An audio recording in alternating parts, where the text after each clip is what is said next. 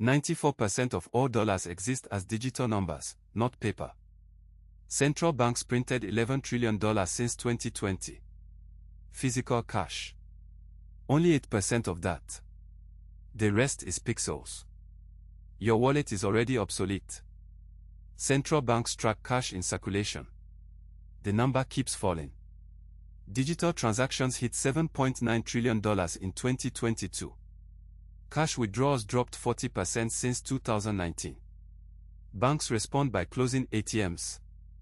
12,000 vanished in the UK last year. Nigeria charges 5% to withdraw paper. Sweden's cash usage, 9%. Kids use Robux before dollars. The Fed is testing a digital dollar.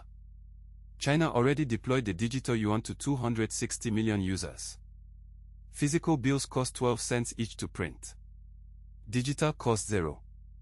When your taxi driver prefers transfer, cash is museum material. Lumariq runs payments without touching paper. Build your cash-free OS at lumariqos.com.